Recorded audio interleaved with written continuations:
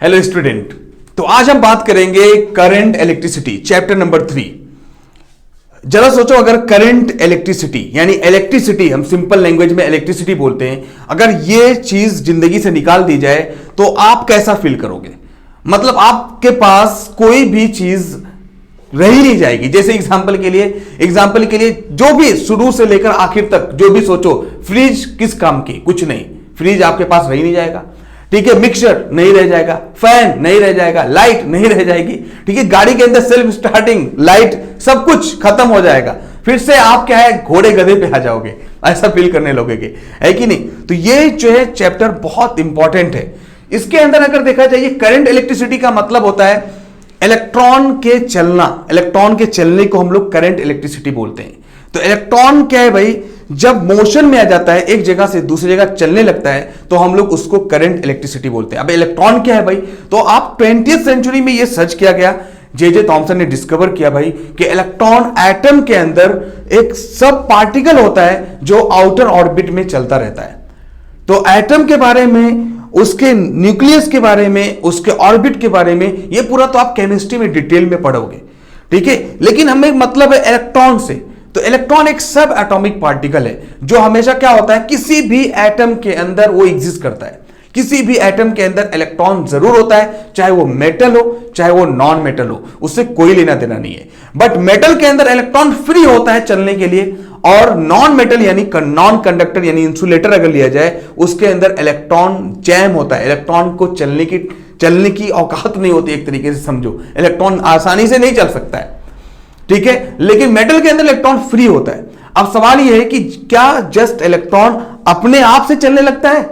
ऐसा कुछ नहीं है। आपने देखा होगा, ये बचपन से एक एक्सपेरिमेंट किया होगा कि जैसे आपने क्या किया, एक आप बचपन से करते थे, वो पेन को बाल से रगड़ते थे, उसके बाद देखते थे कि स्मॉल पार्टिकल ऑफ ये कागज का जो पेपर पीस होता था वो क्या है, उसको उठा लेते थे। तो आपको ये नहीं समझ में आता था वो क्या हो रहा है, लेकिन रियलिटी में वो इलेक्ट्रिसिटी है। वो भी इलेक्ट्रिसिटी है, लेकिन उसका नाम स्टैटिक इलेक्ट्रिसिटी है। वहां भी इलेक्ट्रॉन ट्रांसफर होता था, लेकिन एक जगह जैम होता था, दूसरी जगह जाके जैम हो जाता था। तो उसको हम लोग भाई स्टैटिक इलेक्ट्रिसिटी बोलते थे। लेकिन ये हमारा जो पार्ट है, वहां पे करंट इलेक्ट्रिसिटी है, यानी इलेक्ट्रॉन को लगातार मूव करा देंगे। अब सवाल यह है कि मूवमेंट कैसे? जैसे पानी का मूवमेंट कैसे होता है भाई? पानी का मूवमेंट देखोगे, पानी कभी भी अगर एकदम बिल्कुल बराबर है जगह, तो कभी भी पानी मूव नहीं करेगा। उसको मूव करने के लिए प्रेशर का डिफरेंस करना पड़ेगा, स्लोप बनाना पड़ता है। तो पानी जितना स्लोप बनाओगे उतना तेजी से पानी फ्लो करेगा। सेम कहानी करंट की होती है। करंट भी इलेक्ट्रॉन भी एक तरीके से फ्लूइड है भाई। करंट भी एक फ्लूइड है, लेकिन एक फ्लूइड की तरह है जैसे पानी है, लेकिन वो स्लोप देने से, वायर ले लो और वायर में ऐसे स्लोप दे दो, वैसे नहीं चलेगा। उसको चलने के लिए हमें बैटरी की जरूरत पड़ती है, तो पोटेंशियल डिफरेंस की जरूरत पड़ती है, प्रेशर डिफरेंस की नहीं। तो ये सब हम लोग क्या क्या डिस्कस करने वाले हैं। तो सबसे पहले हम लोग देखेंगे भाई इलेक्ट्रॉन है क्या। ठीक है, इलेक्ट्रॉन के बारे में पूरा डिस्कस करेंगे। उसके बाद हम लोग देखेंगे जब इलेक्ट्रॉन आ जाएगा तो भाई चार्ज क्या है, चार्जिंग ऑफ बॉडीज। ठीक है, बॉडीज को अगर चार्ज किया जाए तो चार्ज का मतलब क्या होता है यार? चार्ज का मतलब होता है जस्ट इलेक्ट्रॉन का ट्रांसफर करना, इलेक्ट्रॉन को लेना या देना, बोथ आर कॉल्ड चार्ज। तो इलेक्ट्रॉन ही समझ लो एक तरीके से चार्ज है। बस इलेक्ट्रॉन अगर दोगे तो उसको हम लोग पॉजिटिव चार्ज बोलते हैं, इलेक्ट्रॉन को लेने को नेगेटिव चार्ज बोलेंगे। तो चार्ज के दो टाइप्स पढ़ेंगे हम लोग, पॉजिटिव चार्ज और नेगेटिव चार्ज, ये भी देखेंगे हम लोग। उसके बाद ये जो करंट, इलेक्ट्रॉन जब चलेगा तो इस इलेक्ट्रॉन के चलने का नाम करंट है, और इसी को हम बोल सकते हैं करंट इलेक्ट्रिसिटी। तो motion of electron, movement of electron, that is nothing but current. तो करंट को मैथमेटिकली क्या कैसे डिनोट करेंगे, कौन सा साइंटिस्ट था जिसने इसके बारे में बताया, सब कुछ डिटेल में बताएंगे। और ये करंट है क्या, डेफिनेशन से, करंट बाय फार्मूला कैसे पढ़ेंगे, सब कुछ डिटेल में बात करेंगे। ठीक है, और उसके बाद ये करंट, मैंने बोला भाई करंट कभी भी इलेक्ट्रॉन चलेगा कैसे, जब उसके अंदर पोटेंशियल डिफरेंस किया जाए। पोटेंशियल डिफरेंस मतलब होता है बेटा सेल, बैटरी, उसका इस्तेमाल किया जाए। तो हम लोग पढ़ेंगे यहां पे इलेक्ट्रिक पोटेंशियल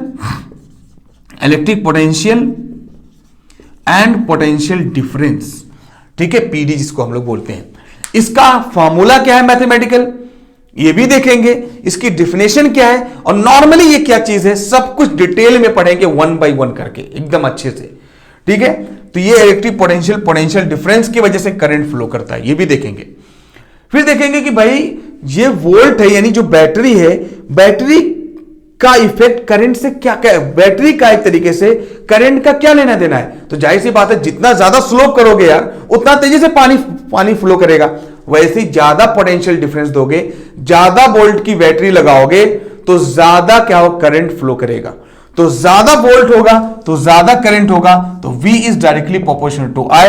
और ये किसने बताया भाई, ओम्स ने बताया। तो ओम का नाम, ओम ने एक साइंटिस्ट था ओम, उसने ये बताया कि वोल्टेज बढ़ाने पर करंट बढ़ता है। तो एक फॉर्मूला पढ़ेंगे V is equal to IR, और यहां से R is equal to V upon I। तो R जो यहां पे होता है वो रेजिस्टेंस होता है। तो रेजिस्टेंस के बारे में भी पूरा डिटेल में पढ़ेंगे। तो रेजिस्टेंस क्या होता है भाई, किसी भी मोशन को, कभी भी कोई भी चीज जब मोशन में होती है तो उसका एक रुकावट जरूर होता है, वो क्या होता है भाई, फ्रिक्शन। कोई भी इंसान जब तरक्की करता है तो उसके दुश्मन जरूर होते हैं जो रुकावट करते हैं, तो उनको हम लोग नॉर्मली दुश्मन बोल देंगे, है कि नहीं। अपोजिशन वाली पार्टी जरूर होती है किसी भी चीज के लिए, तरक्की के लिए, किसी चीज को चलने के लिए अपोजिशन पार्टी का होना तो लाजिम है भाई। पॉजिटिव है तो नेगेटिव जरूर होगा, ऑब्वियस सी बात है। तो रेजिस्टेंस क्या काम करता है, करंट को अपोज करता है, चलने से रोकता है। हालांकि उसके फायदे भी होते हैं, रेजिस्टेंस के फायदे भी होते हैं, रुकावट के फायदे भी होते हैं यार। जितना कोई इंसान जो है आपकी क्या करेगा, आपको पीछे से खींचेगा, उतना आप तेजी से आगे भागने की कोशिश करोगे, तो हो सकता है और ज्यादा तेजी से भाग जाओ, टाइम से पहले आप तरक्की पे आ जाओ। तो वही कहानी इसके अंदर है। रेजिस्टेंस का यहां पे रियल में फायदा है। रेजिस्टेंस ज्यादा होने से करंट बहुत स्लो चलती है, करंट स्लो चलेगी तो हीट ज्यादा डेवलप होता है, और हीट ज्यादा डेवलप होगा तो वही तो है उसका इस्तेमाल। जैसे ये इलेक्ट्रिक बल्ब लिया जाए, आयन लिया जाए, इसी का तो इस्तेमाल है। फ्यूज आप पढ़ोगे लास्ट में हमारा, फ्यूज उसी का पार्ट है कि फ्यूज क्या काम करता है, एक रेजिस्टिव मेटल होता है, रेजिस्टिव मेटल होगा जो क्या काम करेगा, इलेक्ट्रॉन को अपने पास से फ्लो नहीं करने देता है। और जब फ्लो नहीं करेगा तो इलेक्ट्रॉन क्या होगा, जब फ्लो नहीं करेगा तो हीट से क्या होगा, वो मेल्ट होना चालू हो जाएगा। तो फ्यूज क्या होता है, बोलते फ्यूज उड़ गई। अरे फ्यूज मतलब क्या भाई, जस्ट एक मेटल रॉड होगा बहुत पतला सा, जो क्या काम करेगा, ज्यादा करंट आ जाने से वो मेल्ट हो जाएगा, और मेल्ट हो जाएगा तो इलेक्ट्रिसिटी चली जाएगी। तो वो हमारे फायदे के लिए घरों में इस्तेमाल किया जाता है। ठीक है, तो ये सब हम लोग देखेंगे। उसके बाद ये रेजिस्टेंस अपोजिशन है भाई, तो रेजिस्टेंस की यूनिट क्या होती है, रेजिस्टेंस को किस में मेजर करते हैं, देखेंगे भाई। रेजिस्टेंस को मेजर करते हैं ओम में, क्योंकि ओम साइंटिस्ट का नाम है। जैसे फोर्स की यूनिट होती है न्यूटन, फोर्स न्यूटन, उसी तरीके से जो रेजिस्टेंस की यूनिट होती है वो ओम होती है। ठीक है, तो इसको भी हम लोग देखेंगे भाई। अब रेजिस्टेंस का उल्टा एक होता है कंडक्टेंस। तो कंडक्टेंस मतलब कंडक्टिविटी, एक तरीके से कंडक्टर। तो कंडक्टर क्या काम करता है, अच्छा कंडक्टर होगा तो उसके अंदर रेजिस्टेंस क्या होगा भाई, कम होगा। कंडक्टर अच्छा होना, रेजिस्टेंस कम होना, रेजिस्टेंस कम होगा तो करंट ज्यादा तेजी से फ्लो करेगी, तो कंडक्टेंस बोलेंगे। तो रेजिस्टेंस का जस्ट उल्टा कंडक्टेंस है। अच्छा, ये रेजिस्टेंस और कंडक्टेंस एक तरीके से प्रॉपर्टी है जो क्या काम करती है, इलेक्ट्रिसिटी को, करंट को चलने से रोकती है, दैट इज कॉल्ड रेजिस्टेंस, और करंट को चलने में मदद करती है, दैट इज कॉल्ड कंडक्टेंस। और ये एबिलिटीज एक पढ़ेंगे कि रेजिस्टिविटी, एबिलिटी पढ़ेंगे, करंट को रोकने की कितनी एबिलिटी है तो उसका नाम होगा रेजिस्टिविटी, और करंट को सपोर्ट करने की कितनी एबिलिटी है उसको हम लोग बोलेंगे कंडक्टिविटी। तो यहां पे चार टर्म, ये जो है चार वर्ड है, ये बहुत ज्यादा इंपॉर्टेंट है। Resistance, conductance, resistivity, conductivity. बेटा कभी कभी रेजिस्टर लिखा रहेगा, कंडक्टर लिखा रहेगा, तो जहां पे अर लग गया वहां पे समझ लो वो एक सब्सटेंस है, वो एलिमेंट है, ठीक है, वो एपरेटस है, वो डिवाइस है, कुछ भी हो सकता है। ठीक है, तो जहां पे अर लग गया वो तो क्या है, वो रोकने वाला सामान, और जहां पे एंस लगा हुआ है मतलब वो प्रॉपर्टी है, और जहां पे वीटी लगा हुआ मतलब वो एबिलिटी है। तो यहां पे 6 टर्म्स देखेंगे, resistance, conductance, resistivity, conductivity, register, conductor. ठीक है, ये 6 टर्म्स देखेंगे, पूरा डिटेल में आपको समझ में आ जाएगा, कोई टेंशन नहीं होगा, सबका अलग अलग सब कुछ समझ में आ जाएगा। फिर रेजिस्टेंस किन चीजों पर डिपेंड कर रहा है ये भी देखेंगे भाई। रेजिस्टेंस डिपेंड करता है लेंथ पर, रेजिस्टेंस डिपेंड करता है एरिया पर, रेजिस्टेंस डिपेंड करता है अलग अलग मटेरियल पर। मान लो कॉपर और आयन लिया जाए तो आयन के अंदर रुकावट जो है वो ज्यादा होता है कॉपर के कंपेयर में, तो ये भी देखेंगे भाई रेजिस्टेंस किन चीजों पे डिपेंड करता है। उसके बाद जब ये हो जाएगा, इन सब का यूज करके हम लोग सर्किट बनाएंगे। तो एक बहुत ज्यादा इंपॉर्टेंट एक ये हम लोग देखेंगे वर्ड और टर्म है, जो क्या है भाई, इलेक्ट्रिक सर्किट। तो इलेक्ट्रिक सर्किट क्या होगा भाई?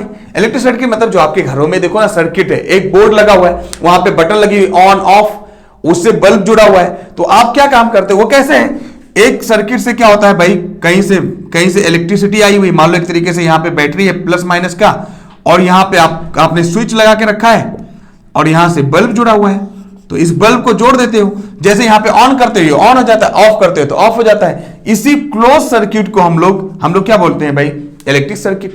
तो इलेक्ट्रिक सर्किट मतलब क्या है, इसके अंदर पूरा जो है सारा सिस्टम रहेगा, इलेक्ट्रॉन को फ्लो कराना रोकने का पूरा सिस्टम रहेगा, इसको हम लोग देखेंगे।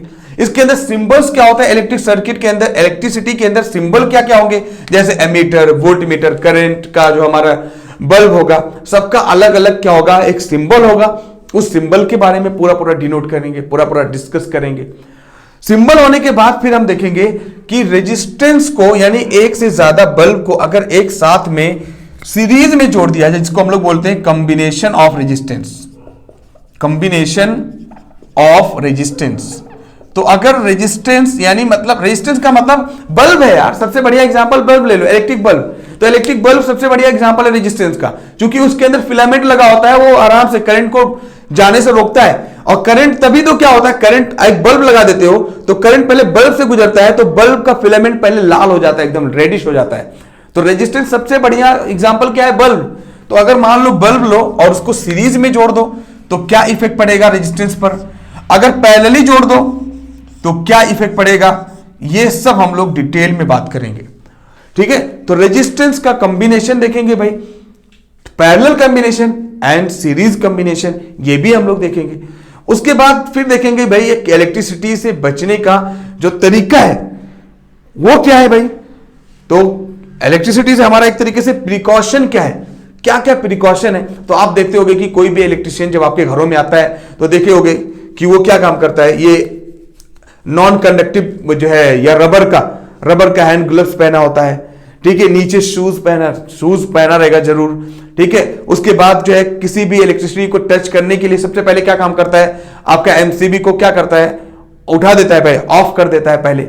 तो ये सारा चीजें, बहुत सारा डिफरेंट तरीके से प्रिकॉशन होता है, जिसकी वजह से इलेक्ट्रिसिटी से, उसके खतरे से, उसके शॉक से बचा जा सके। तो ये भी हम लोग देखेंगे।